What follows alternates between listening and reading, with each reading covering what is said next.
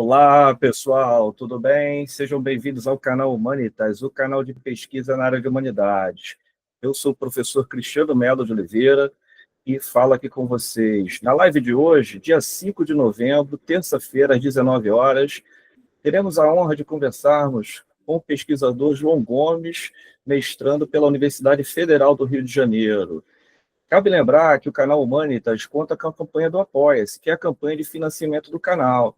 Assim, você ajuda financeiramente e também dá suporte maior aos produtores de conteúdo. Bom, eu vou deixar o link no decorrer do vídeo para que você possa acessar. E cabe lembrar também que o canal dispõe de uma grade de cursos direcionados à capacitação científica. Portanto, se você deseja se capacitar cientificamente, acesse o Café das Humanidades, que é o portal ligado ao canal Humanitas. Os cursos, durante o mês de novembro, estão com descontos, 10% a 20% de desconto devido a Black Friday. Então, aproveite para se capacitar cientificamente. Bom, aproveito aqui para agradecer a participação do pesquisador. Eu pretendo ler aqui o currículo dele e trazer depois algumas questões que envolvem a nossa conversa. A live intitulada Pesquisa Científica na área de letras durante a graduação, considerações, possibilidades e metodologias. Bom, apresentando o pesquisador João Vitor Gomes, da Universidade Federal do Rio de Janeiro, ele é técnico em informática pelo Colégio Pedro II, 2016 a 2019. Desde 2019, ele dedica-se à graduação em letras, português e literaturas na Universidade Federal do Rio de Janeiro. No âmbito da docência, ele atuou como monitor de língua portuguesa no Colégio Pedro II, 2018 a 2019, como monitor de extensão pelo projeto Ações de Combate ao Preconceito Linguístico, tá? O FRJ, entre 2020 e 2022. Na carreira científica, ele iniciou como pesquisador voluntário em 2021 a 2022. E de 2022 a 2024, ele foi pesquisador bolsista pela Fundação Carlos Chagas Filho de Amparo à Pesquisa do Estado do Rio de Janeiro. Ambas as atividades sendo orientadas pelo professor doutor Tiago Laurentino de Oliveira, da UFRJ. Bom, o Instagram do pesquisador é @poeta Gomes _. E lembrando que eu conheci o pesquisador João Gomes na própria Federal do Rio. Por lá nós conversamos e atualmente eu oriento ele numa pesquisa de graduação. Bom, eu gostaria aqui de falar um pouco, João, você me ouve bem? Sim, ouço bem, professor. Nós falaremos aqui sobre a sua trajetória como pesquisador no campo das letras. Você poderia comentar um pouco como foi esse seu percurso, a rotina de leituras, desde lá do Colégio Pedro II, estudos, para que você tornasse um pesquisador das questões teóricas que envolvem a prática acadêmica durante a graduação? Alguns dados serão relevantes para que o público ouvinte possa compreender melhor de forma contextual o seu interesse pelo assunto. Fique à vontade. Bom, primeiramente, boa noite, prezado professor Cristiano. É uma grande felicidade e honra estar aqui no canal Humanitas participando dessa conversa. Boa noite, bom dia, boa tarde para todas as pessoas que estão acompanhando esta transmissão. E o meu interesse pelo universo das letras começou no terceiro ano do ensino fundamental, né, que hoje é conhecido como quarto ano, né, na terceira série, antiga terceira série. Período em que a querida professora Ana Teixeira começou a lecionar para a gente conteúdos relacionados à morfologia do verbo, porque nas séries anteriores nós tínhamos um foco maior, né, em leitura e interpretação textual. E naquela época veio o sonho de poder ser cientista da linguagem, algo que começou a ser possível de ser realizado a partir do ensino médio do Colégio Pedro II, em que no ano de 2018 surgiu a oportunidade de poder atuar como monitor de língua portuguesa. Então, a partir daquela experiência, foi possível, desde então, vivenciar a realidade da profissão docente, de dedicar, né, estantes das semanas para poder realizar leituras complementares, para que assim eu pudesse melhor auxiliar os alunos nas dúvidas que eles possuíam com relação aos tópicos que eram ministrados na disciplina de língua portuguesa, que correspondia à literatura e também à gramática e produção de textos. Em 2019, ocorreu o meu ingresso à Universidade Federal do Rio de Janeiro, conforme o professor Cristiano excelentemente pontuou, né? Eu faço parte do curso Licenciatura em Letras, Português e Literaturas, e o ano inicial foi marcado por esse contato, né, com as perspectivas basilares da linguística, da literatura, a partir de teoria literária. E no ano de 2020, a partir, né, da parceria com as queridas professoras doutoras Ana Paula Quadros Gomes e Beatriz Puruti Cristino, comecei a atuar como monitor bolsista do projeto de extensão Ações de Combate ao Preconceito Linguístico, que é coordenado pelas duas docentes.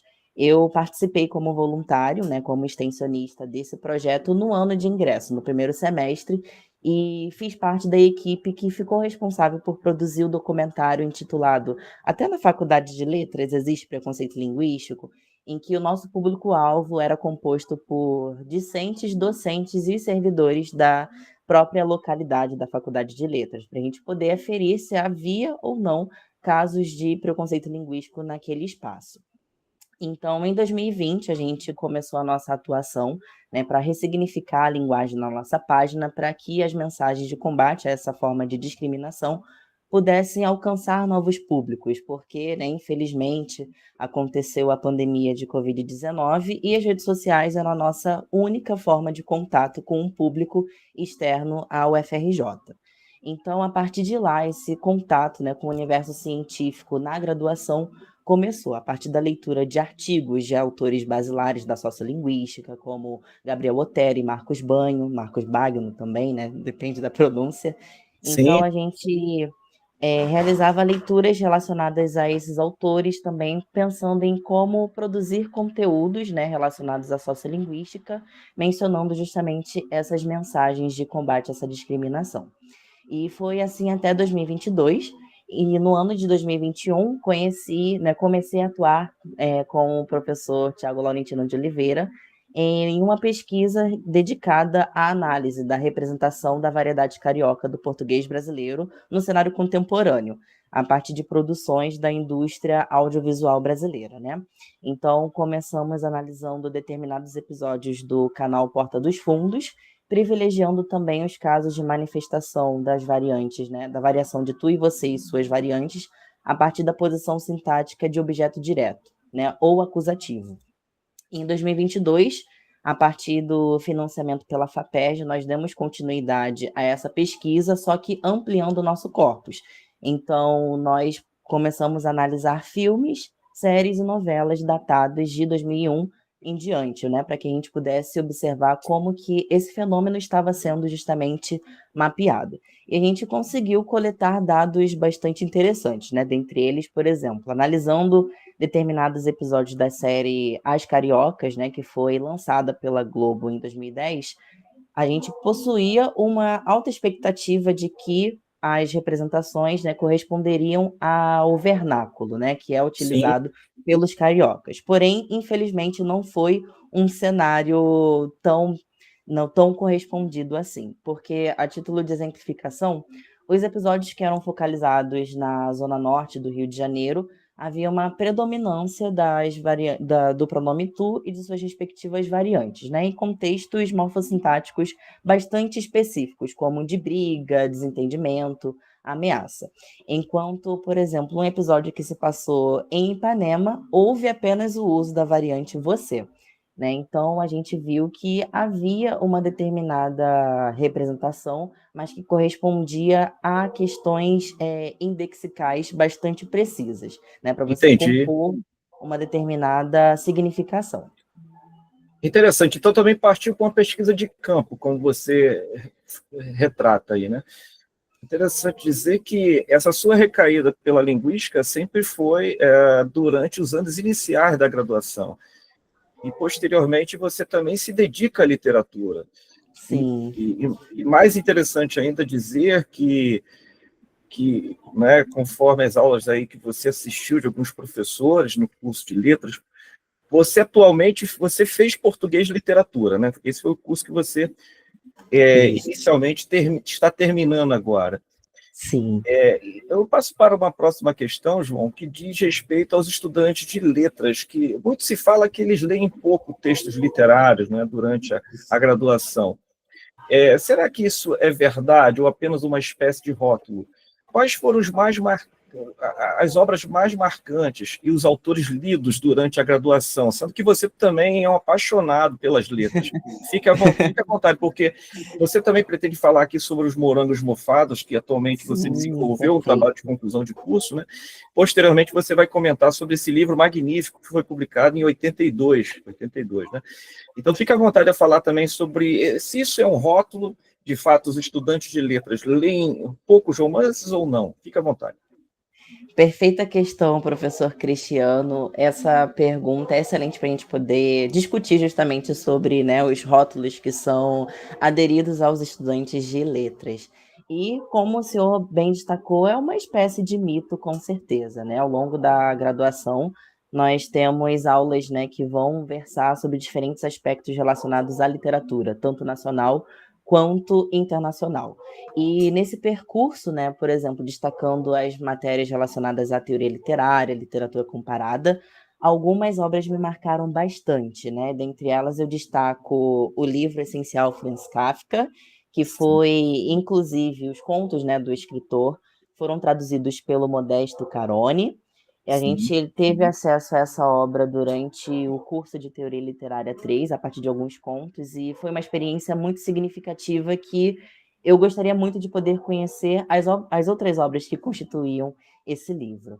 Além disso, né, teve o livro de sonetos, que inclusive foi o recomendado para o ano em que eu estive realizando a prova do vestibular da UERJ, mas ele retornou em Poesia Brasileira 2, através das discussões. Em Ficção Brasileira 1, uma das leituras que mais se destacaram para mim foi A Hora da Estrela, de Clarice A Hora da Lispector. Estrela, grande obra. E Clarice é incrível, uma das minhas autoras nacionais favoritíssimas, além dos Morangos Mofados, do Caio Fernando Abreu, que eu conheci no fim do ensino médio, mas que ele vem retornando, né, em diferentes etapas da graduação, e a partir da atuação como mediador de leitura do projeto Clube Literário Encontros, que é coordenado, né, por educadores do Museu Nacional, a gente, ao longo do ano passado, leu um conjunto de obras, dentre elas O Som do Rugido da Onça, de Olha, Micheline essa eu não Zerunsky. conhecia, não. Inclusive, foi vencedora do Prêmio Jabuti, do ano passado. Sim. E também contos, né, do Luiz Nassif, presente em A Casa da Minha Infância, além do texto de Quanta Terra Precisa um Homem, do Tolstói. Então, são obras que vão versar acerca de diferentes temáticas que vão nos impactar de diferentes formas, né?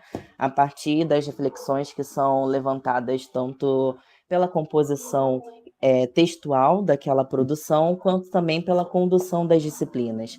E são obras que vão ressignificar o nosso olhar para a realidade, para a forma que nós temos acesso à literatura, e são excelentes formas, né, de ingressar à leitura desses autores, né, que possuem também outros vastos lançamentos. Então, essas foram algumas das produções para poder ilustrar, né, justamente esse caminho trilhado pela graduação em letras, e também para poder demonstrar que não, nós não lemos poucos textos literários, pelo contrário. E interessante, você não mencionou, mas eu gostaria aqui de falar sobre Ficção Brasileira 1 e Ficção Brasileira 2, ambas ministradas pelo professor Doutor Godofredo de Oliveira Neto, que também eu pude ministrar a vocês, tanto a Ficção Brasileira 1 e a 2, né? E na Ficção Brasileira 1, durante o século XIX, nós tivemos a oportunidade de ler a Moreninha, o Cortiço, de Aloysio Azevedo, Joaquim Manuel de Macedo, né, Moreninha, Memórias do Sargento de Milícias, de Manuel Antônio de Almeida, Dom Casmurro, de Machado de Assis, né, e várias obras interessantes que, de certo modo, contribuíram para a formação de leitor, né, a formação universitária que vocês tanto precisam para, posteriormente, tocar um projeto de pesquisa, seja no mestrado ou no doutorado, e também trabalhar, né, essas obras, sejam elas aplicadas no vestibular ou sejam elas direcionadas ao magistério, na educação básica. Agora, legal, muito legal, João. Agora é interessante dizer que quais foram as disciplinas que você cursou, as mais interessantes durante essa jornada no curso de letras, que pudesse também amadurecer o seu ofício como pesquisador. Fique à vontade. Perfeito, professor Cristiano. Inclusive, o senhor havia destacado, né, os cursos de ficção brasileira 1 e 2, e foi a partir deles que eu pude conhecer o querido mestre Godofredo Neto, que, junto ao professor Cristiano, que está conduzindo a live, é o meu orientador no desenvolvimento do trabalho de conclusão de curso, a quem agradeço por toda a inspiração, né, e também por toda a gentileza e acompanhamento durante essa trajetória pela graduação. Então, eu gostaria de gentilmente pedir uma breve licença para poder mandar um abraço para o querido mestre Godofredo. Obrigado. E eu que agradeço a vocês por todo esse acompanhamento, por esses diálogos que a gente vem trilhando, né, desde essas disciplinas e agora também para poder finalizar esse ciclo, né, que é a formação em letras. E retomando a discussão com relação, né, ao conteúdo programático, né, o fluxograma que a gente conhece, as disciplinas que mais me marcaram no âmbito da linguística foram Linguística 1, né, que a gente tem essa introdução a esse campo do conhecimento, variação em língua portuguesa, introdução à análise sintática, né, morfologia, sintaxe, morfossintaxe, semântica, que é a disciplina que eu estou cursando agora, Sim, e na produção textual também, que foi sim. muito marcante nesse período de justamente chegada à Faculdade de Letras do UFRJ. E sob o âmbito da literatura, destaco os cursos de teoria literária e principalmente literatura comparada e ficção brasileira 1 e 2, né, que Uma pergunta, justamente quem foi seu professor de literatura comparada? eu cursei essa disciplina com a queridíssima professora doutora Mariana Patrício, que inclusive realizou todo esse diálogo, né, entre diferentes séculos, até que a gente pudesse conversar sobre literatura contemporânea, né, também abordando, por exemplo, Romeu e Julieta do Shakespeare, a Morangos Mofados de Caio Fernando Abreu, né, e também leituras teóricas para que a gente pudesse direcionar, né, o nosso foco às especificidades, né, das composições das diferentes obras e também os aspectos ideológicos, né, trazidos em cada uma. Eu faço essa pergunta a você porque no seu trabalho de conclusão de curso você trabalha com duas comparações, por uma Sim. autora portuguesa nascida no Porto, Sofia de Mello Anderson, e com Caio Fernando Abreu, gaúcho brasileiro, falecido em 96, né? É interessante que também eu te indiquei a obra da Sandra Netrini, né, de literatura comparada, que é uma obra teórica super importante para quem Basilar. deseja trabalhar com literaturas de países diferentes, de culturas diferentes, de folclores diferentes, né? E até mesmo de língua diferente. Isso, por volta de 2013, eu produzi um artigo científico junto com o pesquisador Pedro, que foi um dos melhores amigos meu na Federal de Santa Catarina, sobre a obra El Zorro de Arriba, El Zorro de Abarro, do José Maria Guerdas, que é um escritor peruano, e O Turista Aprendiz, de Mário de Andrade. Ficou bem interessante essa comparação que eu estabeleci entre esses dois livros. João, agora eu passo para a próxima questão, João, que ela também é uma questão voltada aos textos literários, um pouco Sim. voltada, mas assim, é sobre a sua atual pesquisa de graduação desenvolvida na Ótimo. UFRJ. Eu gostaria que você pudesse falar um pouco. Perfeito, professor Cristiano. E mais uma vez também destaco, né, os cursos de poesia portuguesa e especificamente a poesia portuguesa 2, que foi onde eu pude conhecer os poemas da Sofia de Mello Braine Endressin através da ministração da querida professora Sofia Maria Silva. E conhecer a Sofia de Mello Braine Endressin no meio da graduação foi esse momento de ressignificação, porque as obras dessa poetisa portuguesa trazem muito essa questão relacionada à cristalinidade da linguagem. E essa autora vivenciou diferentes etapas da história de Portugal, né, e acompanhou todos os anos do salazarismo. Então, ao longo de suas obras, ela vem tecendo críticas, né, a esse regime ditatorial e trazendo diferentes aspectos, né, composicionais, aspectos rítmicos, trazem rimas também e trazem muitas associações, principalmente com aspectos da cultura grega. Então, realizar esse diálogo em interface com Morangos Mofados do Caio Fernando Abreu traz muito essa possibilidade de observar como que a literatura pode, né, instrumentalizar esse vozeamento, né, de resistência, de protesto, de combate, né, ao silenciamento, à censura.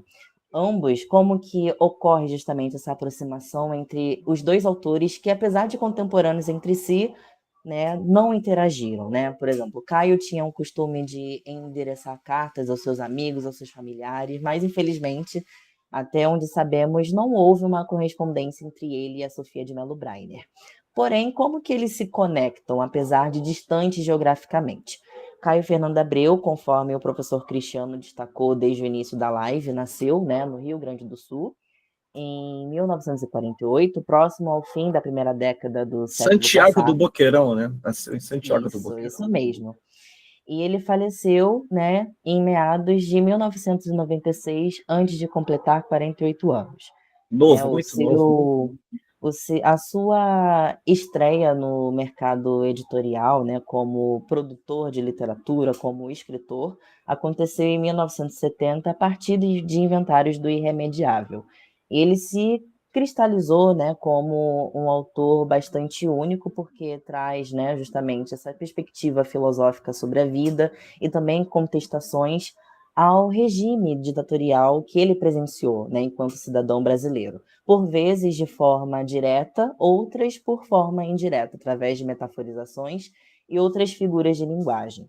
Ele também, infelizmente, experienciou o exílio, né, se residiu na Europa durante alguns anos, antes de poder retornar ao seu país de origem, e em determinados textos há justamente essa tematização do deslocamento do ser que não está em seu ambiente de nascimento e justamente se encontra nesse estado justamente de desencontro, né? Então a gente vê a presença de paradoxos, né, de metaforizações, como a gente afirmou quase agora, né, de também prosopopeias e outras figuras de linguagem relacionadas justamente para poder intensificar a mensagem que ele visava transmitir. E Morangos Mofados é lançado, né, originalmente no ano de 1982.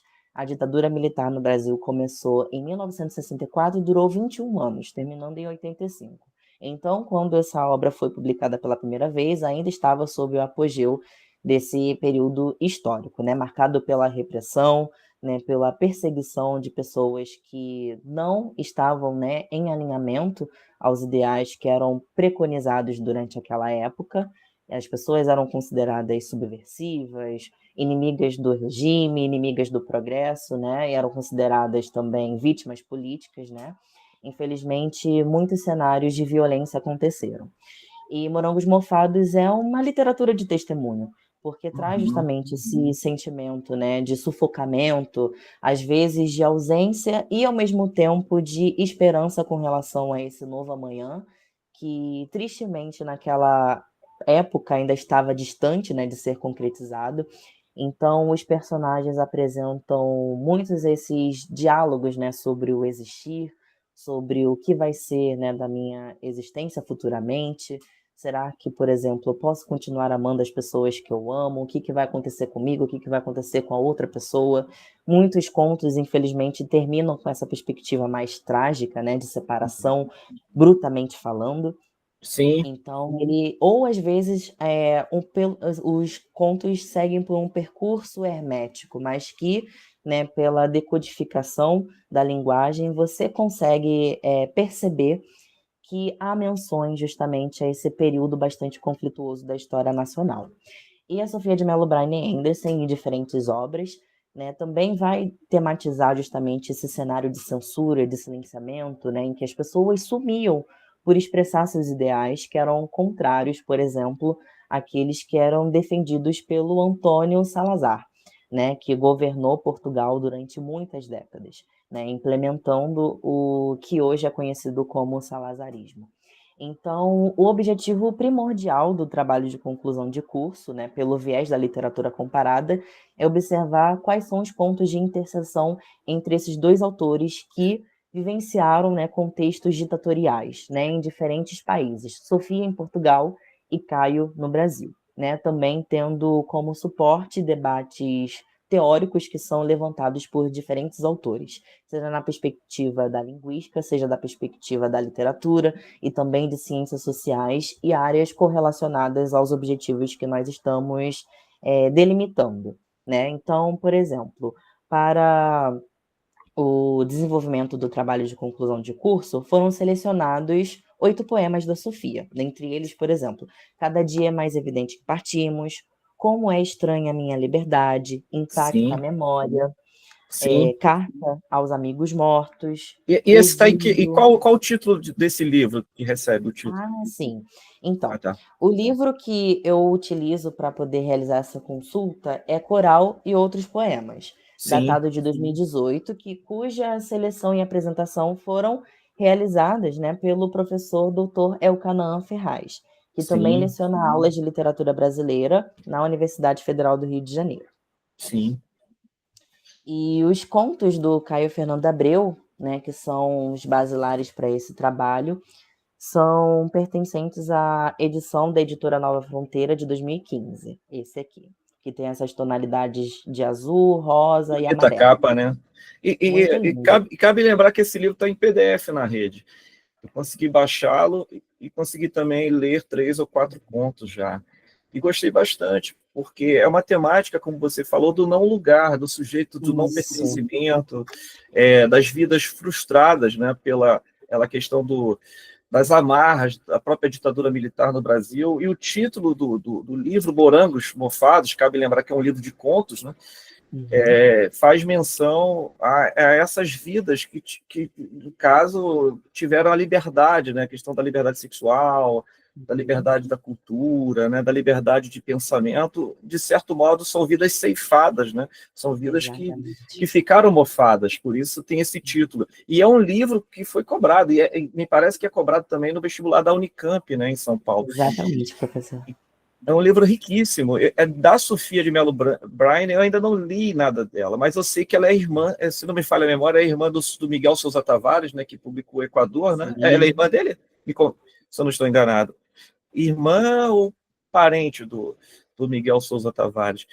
Mas o Equador, que eu já li desse autor, muito bom, né, que é um autor, tanto o Equador, e eu estou aqui na parte de baixo com o Rio das Flores também, que é um romance histórico.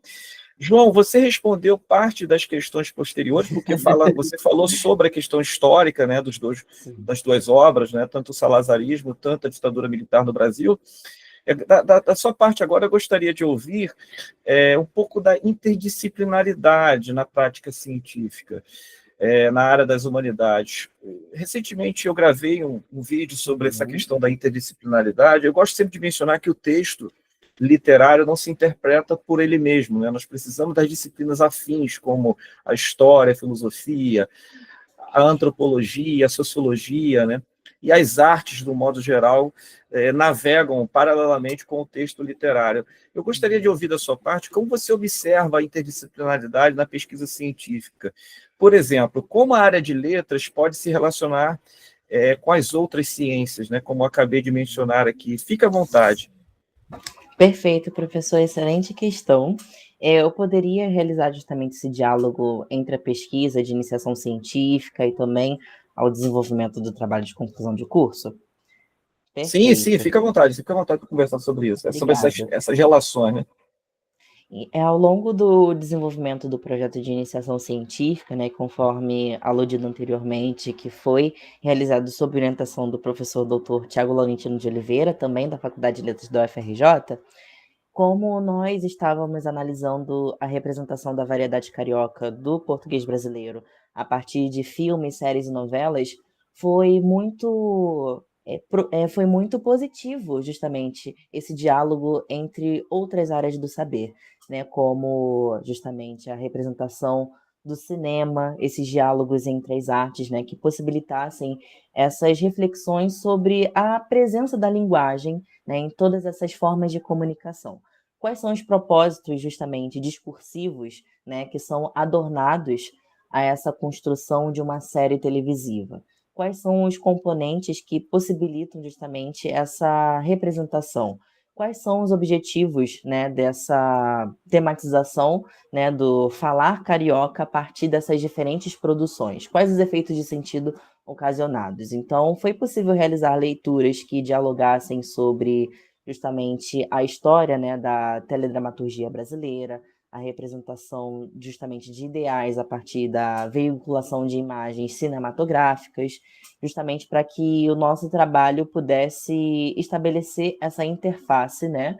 Que apesar de ter a língua e a linguagem como objeto de estudo, vão receber prismas específicos, né, a partir, né, dos diferentes autores basilares que vão constituir. Então, além dos diálogos sintáticos, semânticos e morfológicos que estabelecíamos para o desenvolvimento desse trabalho, nós também conversávamos com outras áreas do saber, né, como o cinema, principalmente, e a Legal. construção da produção da serialização, né, Sim, das veiculações das mensagens. E a partir do trabalho de conclusão de curso também segue uma metodologia semelhante, em que, além, né, de nós termos como base materiais literários em prosa e em verso, nós também dialogamos com estudos que vão ter esse viés mais histórico.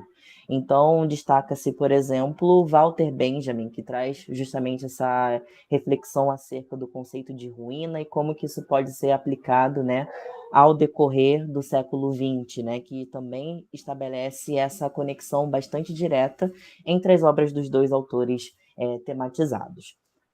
Também há reflexões sobre filosofia, né, a partir sim. de como que o texto do Caio Fernando de Abreu pode corresponder a determinados outros autores basilares, né? Então, Você, por exemplo, pode falar, fica à vontade. pode continuar, professor, à vontade. Não, e você também utiliza as formulações e teorias do autor Eduardo Portela, né? Isso. Se você quiser comentar. O Eduardo Portela foi um importante crítico literário brasileiro, né, que ao longo do século XX produziu diferentes ensaios que vão focalizar em aspectos específicos, né, da produção literária nacional. Então, aqui comigo eu tenho esse exemplar do Literatura e Realidade Nacional, de 1975, que Eu foi tenho essa obra. comercializado é interessantíssima, que foi comercializada pela editora Tempo Brasileiro. E a partir dessa obra, dentre os diálogos que o autor estabelece, né, em diferentes aspectos, nós temos como principais norteadores os conceitos de literatura espelho e de literatura de protesto, né, que muito também dialogam com as postulações do Caio Fernando Abreu e da Sofia de Mello Bryan Anderson. Em linhas gerais, o que querem dizer essas duas conceituações? Né? Literatura espelho diz respeito ao instante em que um autor vai representar, né, em suas produções as características sociais presentes da época de sua vida. Né? Por exemplo, Caio Fernando Abreu vivenciou o desenvolvimento, né, dos acontecimentos da ditadura militar e imprime isso aos seus textos de forma direta e ou indireta. Sofia de Mello Bryan vivenciou diferentes aspectos do salazarismo, tece críticas a esse regime ditatorial em diferentes produções ao longo de sua carreira.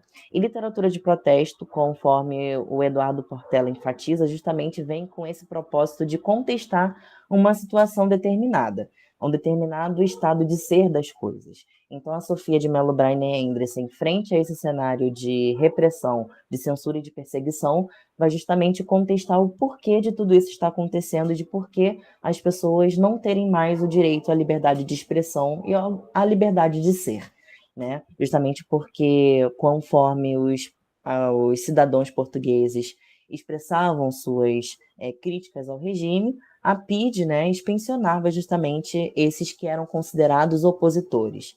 E justamente o destino dessas pessoas muitas vezes era, infelizmente, trágico. Ou eles sumiam ou eles faleciam.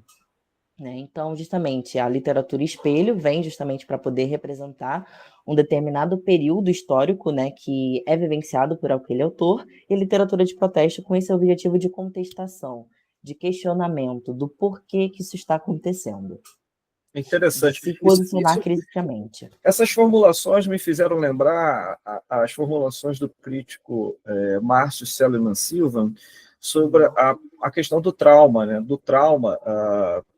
Ele fala sobre isso num livro dele bem interessante, bem citado por vários pesquisadores, como o trauma é representado na literatura brasileira. E eu não sei se chega a alguma temática, tanto da Sofia de Mello Anderson, ou também do Caio Fernando Abreu, a insistir nessa questão do trauma, né? A questão do trauma depois que existe essa perseguição aos artistas, tanto é que o livro um dos livros que foram perseguidos também no final da ditadura militar foi o do Rubem Fonseca, Feliz Ano Novo, né? Que é uma obra de contos também, que ficou na censura durante 4, 5 anos. Então, quer dizer, essa parte do trauma, você percebe durante a leitura ou não existe isso? Tanto nos contos do Caio Fernando ou nos poemas da poetisa Sofia de Mello Anderson? Fica à vontade.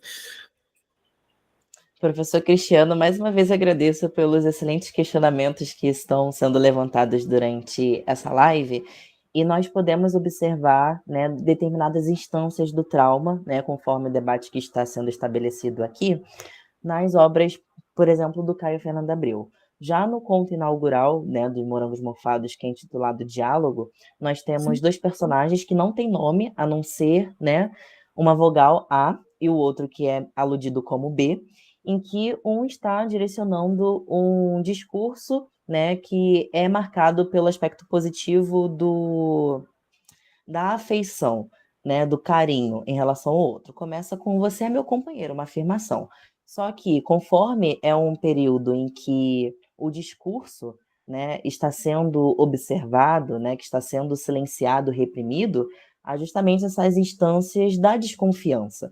Então, por exemplo, o personagem B, em uma determinada instância, diz o seguinte: "Tem alguma coisa atrás, eu sinto", tanto que o outro imediatamente responde: "Não, não tem nada, deixa de ser paranoico". Então, justamente esse jogo de sensações e percepções é tematizado não somente nesse conto inaugural, mas também nos posteriores ao longo dessa obra, né? O Transformações é um exemplo basilar dessa questão, em que nós também temos um personagem que está lidando com o que hoje nós conhecemos como esses sintomas, né, relacionados a um quadro depressivo.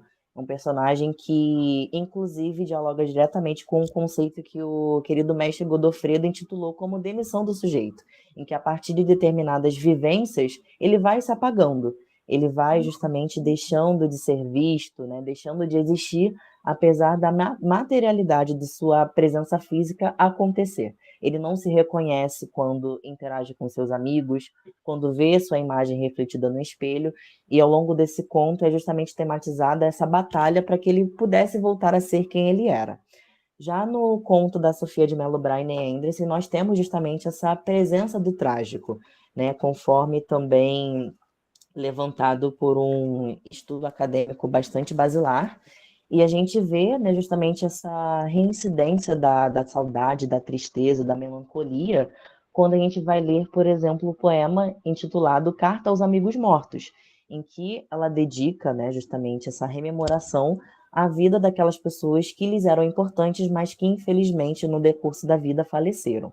E conforme, né, o ano de Isso é um lançamento trauma, né? Isso, da querendo ou não obra, querendo, é um trauma. E exatamente.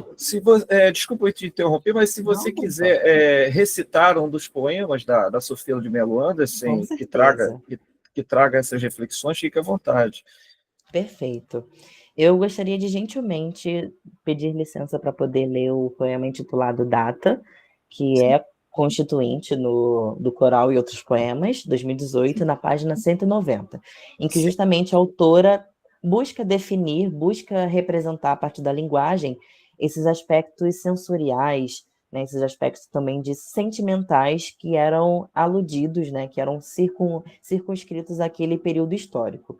Então, ao longo das 3 estrofes, ela diz o seguinte: tempo de solidão e de incerteza, tempo de medo e tempo de traição, tempo de justiça e de vileza, tempo de negação, tempo de covardia e tempo de ira, tempo de mascarada e de mentira, tempo que mata quem o denuncia, tempo de escravidão, tempo dos coniventes sem cadastro, tempo de silêncio e de mordaça, tempo onde o sangue não tem rastro, tempo de ameaça.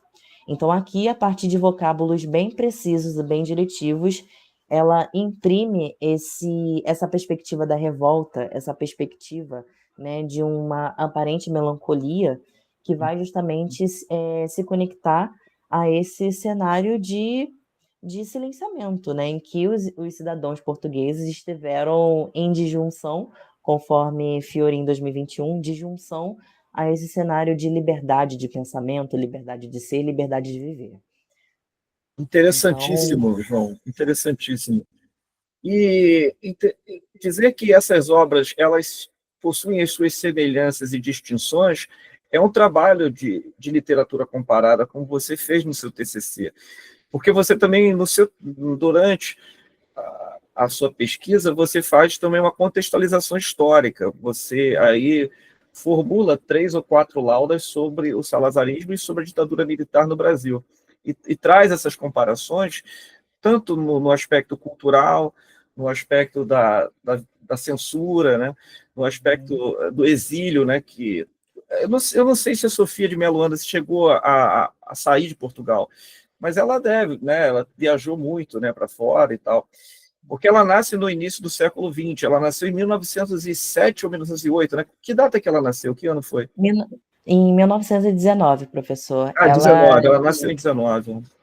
Sim. ela experienciou essa virada do século, do milênio, como dizem, né? A Segunda Ela Guerra, nasceu né? em 1919, vivenciou todos esses períodos históricos, né? A crise de 29, a Segunda Guerra Mundial, Guerra Fria e outros conflitos, e faleceu no início do século XXI, em 2004, há exatos 20 anos, né? E ela não experienciou, conforme o Caio Fernando Abreu, esse exílio, dela precisar sair do seu país de origem. Mas, apesar disso, é experienciado esse exílio dentro da própria pátria, dela estar vivendo em um espaço com o qual ela não reconhece. Ela não se sente conectada àquele Portugal que está sendo justamente permeado por essa censura, por essa violência, por essa perseguição à diferença, ao diferente, né? Então, ela justamente busca é, manter a esperança de que esses tempos, né, pacíficos possam retornar em algum momento. Porém, assim como Caio Fernando Abreu, não havia, né, justamente essa certeza de quando esses cenários ditatoriais terminariam. Então é esse sentimento de angústia, esse sentimento de sufocamento e de invisibilização, enquanto, né, esses cidadãos eram obrigados a lidar com aquela realidade. Sim. E falando um pouquinho do Caio Fernando Abreu, ele navega também vários modelos, né, vários gêneros literários, porque ele chegou a trabalhar em algumas redações de jornais, e me parece que essa prática diária, ali no calor da hora de escrever, ele aproveita essa mesma dinâmica na própria redação dos seus textos, né? Porque os contos possuem essa dinâmica dos diálogos, a inserção de elementos culturais, os artefatos de época da década de 80, que foi uma década vibrante, né, para esse escritor, que faleceu precocemente em 1996. É interessante dizer que ele vivia da escrita. Eu assisti alguns documentários, né, sobre a vida dele e percebi que ele vivia intensamente da escrita. Você gostaria de comentar algo sobre isso? Gostaria sim, professor. Inclusive, né, foi excelente o destaque da presença, da influência da atuação jornalística na própria produção poética, né, do escritor gaúcho. Nós podemos justamente observar como isso se manifesta nos contos, né, sobretudo dos Morangos Mofados, em que há justamente essa presença, às vezes indireta, do diálogo, em que quando a gente lê essas produções, é como se nós estivéssemos estabelecendo uma conversa com alguém, em que esse alguém compartilha conosco justamente essas vivências desse período de muita perseguição, né, de muitas ausências.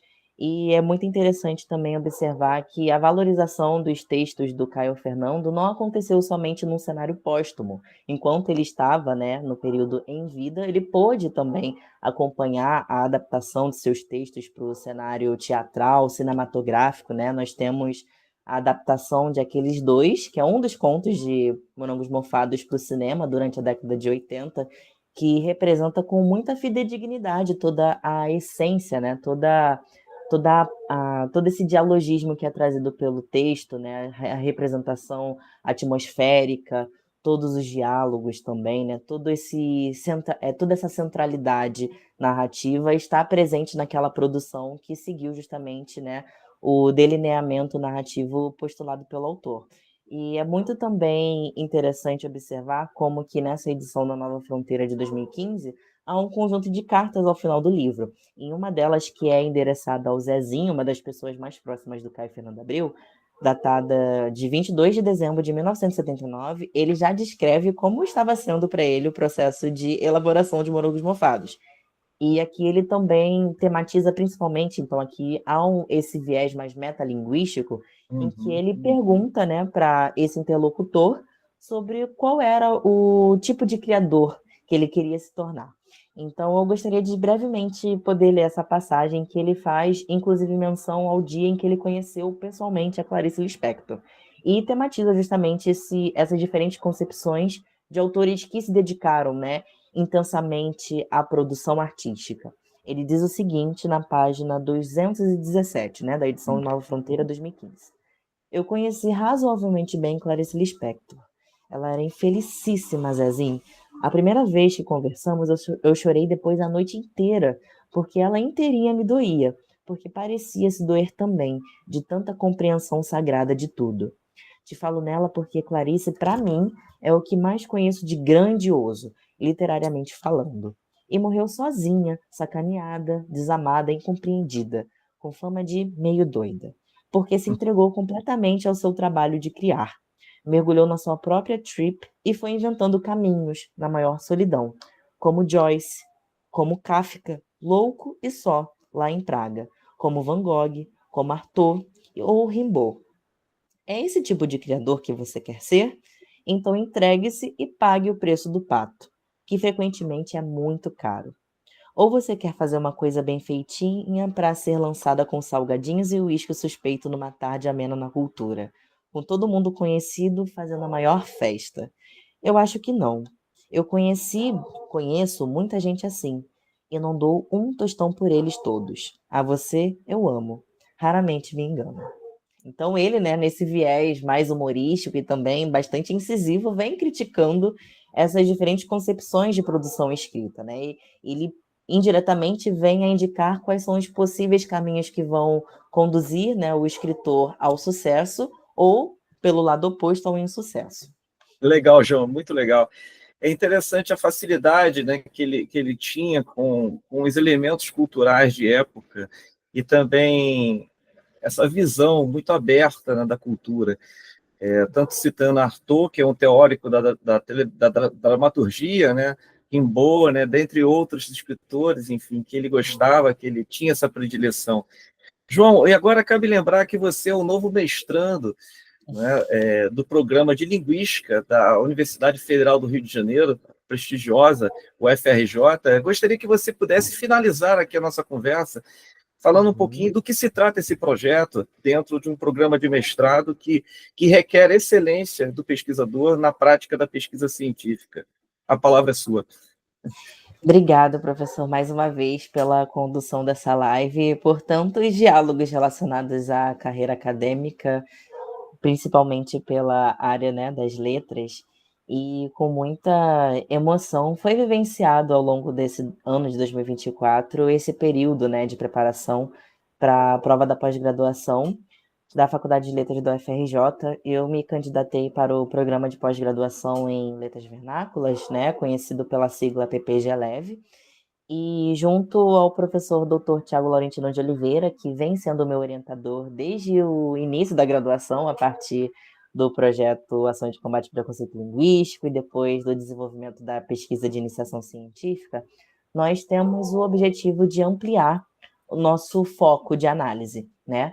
Então, nós continuaremos desenvolvendo análises relacionadas a como que são construídas as representações, né, da variedade carioca do português brasileiro, a partir do que conversamos, né, de filmes, séries e novelas, e ampliando esses corpos, né? Por exemplo, na pesquisa original estiveram presentes a novela Avenida Brasil, né, a novela Celebridade, a novela Vai na Fé, o filme Trash, A Esperança Vem do Lixo, também a produção Verônica, série As Cariocas e Sob Pressão. Então agora nós vamos ampliar esse repertório, trazendo outras obras, né, que agora com um outro foco diferencial, buscando delimitar, né, justamente esse período temporal de lançamento. Como assim? Estamos em 2024, então estamos vivenciando a terceira década, né, do século XXI.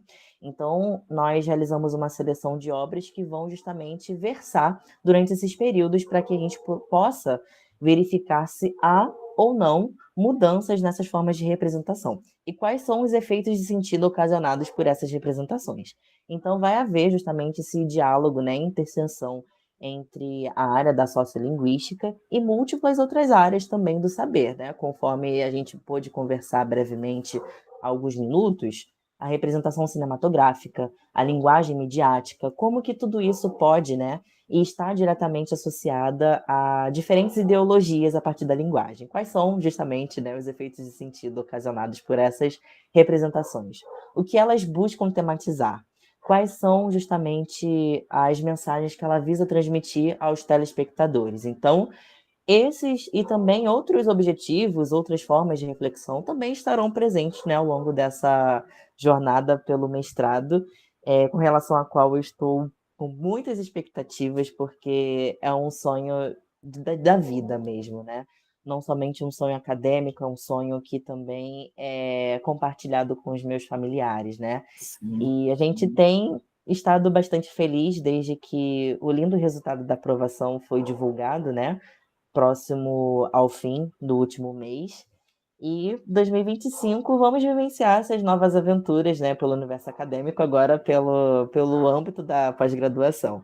E a partir disso eu também gostaria de mais uma vez, né, eu sei que está sendo realizada uma série de agradecimentos, mas é porque esse momento, né, de estar aqui conversando com o senhor no canal simboliza uma grande alegria.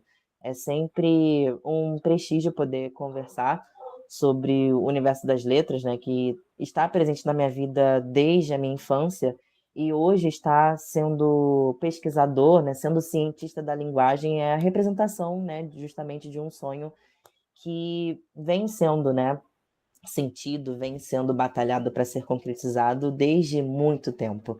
Então, agradeço ao senhor pelos diálogos sobre linguística, sobre literatura, sobre pós-graduação, sobre outras áreas correlacionadas, e agradeço também pela atenção de todas as pessoas que estão acompanhando a transmissão, tanto ao vivo quanto a edição posterior. Obrigada. E ao senhor pelo Excelente, convite. João, excelente. Estamos chegando próximo das 20 horas. E agradeço você por aceitar o convite do canal Humanitas. É uma honra aqui compartilharmos essas conversas, esses diálogos acerca da produção científica no campo das letras e da linguística. E nos vemos no pátio, né, da UFRJ para trocarmos algumas ideias na semana que vem. Afinal de contas, o canal Humanitas preza pela pesquisa científica na área de humanidades. Uma boa noite para você e nos vemos aí no final